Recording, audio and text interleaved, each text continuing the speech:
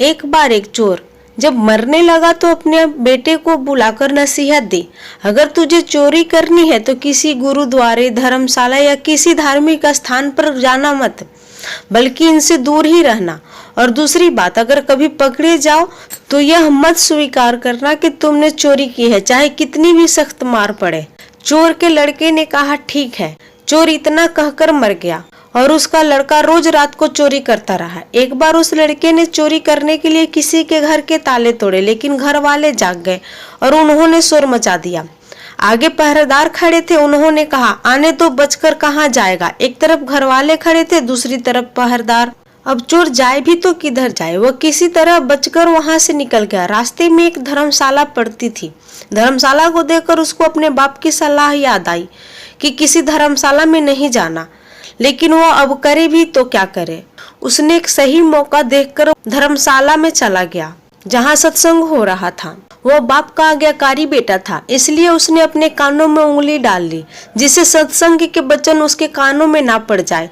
लेकिन आखिरकार मन अड़ियल घोड़ा होता है, जिसे जिधर मोड़ो उधर नहीं जाता। कानों को बंद कर लेने के बाद भी चोर के कानों में यह वचन पड़ गए कि देवी देवताओं की परछाई नहीं होती। उस चोर ने सोचा कि परछाई हो या ना हो, इससे मुझे क्या लेना देना। घर वाले और पहरेदार पीछे लगे हुए थे। किसी ने बताया कि चोर धर्मशाला में है। जांच पड़ताल होने पर वो चोर पकड़ा गया। पुलिस ने चोर को बहुत मारा, लेकिन उसने अपना अपराध कबूल नहीं किया।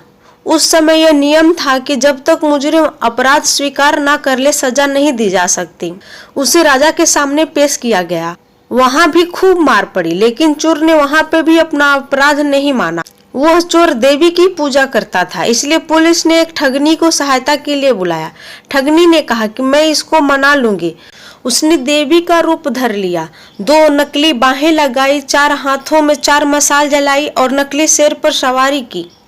क्योंकि वो पुलिस के साथ मिली हुई थी, इसलिए जब वो आई तो उसके कहने पर जेल के दरवाजे कड़कड़ कर खुल गए। जब कोई आदमी किसी मुसीबत में फंस जाता है तो अक्सर अपने इष्ट देव को याद करता है, इसलिए चोर भी देवी की याद में बैठा हुआ था कि अचानक दरवाजा खुल गया और अंधेरे में कमरे में एक रोशनी हो गई। देवी ने खास अंदाज में कहा, देख भक्त, तूने मुझे याद किया और मैं आ गई। तूने बड़ा अच्छा किया कि तूने अपना अपराध स्वीकार नहीं किया। अगर तूने चोरी की है तो मुझसे सच सच बता दे, मुझसे कुछ मत छुपाना, मैं तुझे फौरन आजाद कर दूंगी। चोर देवी भक्त था।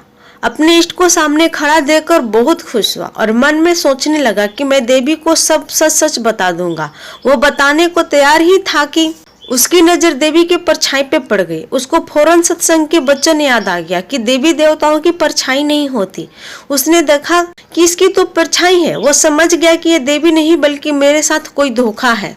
वो सच कहते कहते रुक गया और बोला, माँ, मैंने चोरी नहीं की। अगर मैंने चोरी की होती तो क्या आपको पता नहीं होता? जेल के कमरे के बाहर बैठे हुए पहरेदार चोर और ठगनी की बातें सुन रहे थे। अब पहरेदार और उस ठगनी को विश्वास हो गया कि ये चोर नहीं है। अगले दिन उन्होंने राजा से कहा कि महाराज, ये चोर नहीं है। राजा ने उसे आजाद कर दिया। जब चोर आजाद हो गया तो सोचने लगा कि सत्संग के एक वचन सुनकर मैं जेल से छूट गया हूँ। अगर मैं अपनी सारी जिंदगी सत्संग सुनने में लगाऊं तो मेरा जीवन ही बदल जाएगा। अब वो प्रतिदिन सत्संग जाने लगा और चोरी का धंधा छोड़कर महात्मा बन गया।